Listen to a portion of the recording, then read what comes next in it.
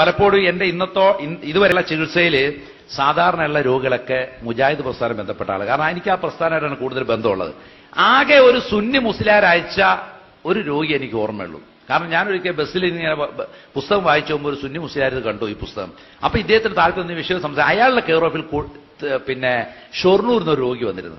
ബാക്കിയെല്ലാം ഏതെങ്കിലും മുജാഹിദ് പ്രവർത്തകൻ പറഞ്ഞിട്ടാണ് വരാറുള്ളത്. പക്ഷേ ഈ വന്ന മിക്ക ആളുകളുടെ ശരീരത്തും ഞാൻ ഏലേസും നൂലും അഴിച്ചിട്ടുണ്ട്. കാരണം ഇവർ വാൾപോസ്റ്റ് ഒട്ടിക്കാൻ പോകുമ്പോൾ ഇവിടെ ഇവർ പോകുന്നത് തങ്ങളുടെ അടുത്തേക്കാണ്, അതറിയുന്നില്ല എന്ന് മാത്രം. പ്രയാസങ്ങൾ വരുന്ന സമയത്ത് നിങ്ങൾക്കറിയാം, ഞാൻ പേരെടുത്ത് പറയുന്നതെന്ന് വെച്ചാൽ നിങ്ങൾക്ക് ഇപ്പൊ തന്നെ ഫോൺ ചെയ്ത് ചോദിക്കാവുന്നതാണ്. ഞാൻ സലാം മോങ്ങവുമായി ഒരു വീട്ടിൽ പോയി, മോങ്ങത്തുള്ള വീട്ടിൽ 1 മണിക്കൂർ ഞങ്ങൾ സംസാരിച്ചു. അവിടുത്തെ ലോക്കൽ മുജാഹിദ് നേതാവിന്റെ മകളുടെ കയ്യിൽ നമ്പൂരി കെട്ടിയ ചരടിരിക്കാൻ വേണ്ടിയിട്ട് 1 മണിക്കൂർ ഞങ്ങൾ സംസാരിച്ചു. ഇത് അഴിക്കുവാണെങ്കിൽ ഞങ്ങൾക്ക് ഇതിന് ഹലാലായ ചികിത്സ തരാമെന്നും പറഞ്ഞു. പക്ഷെ അദ്ദേഹം കൂട്ടാക്കിയില്ല. ഞങ്ങൾ നിരാശരായി മടങ്ങിപ്പോയി.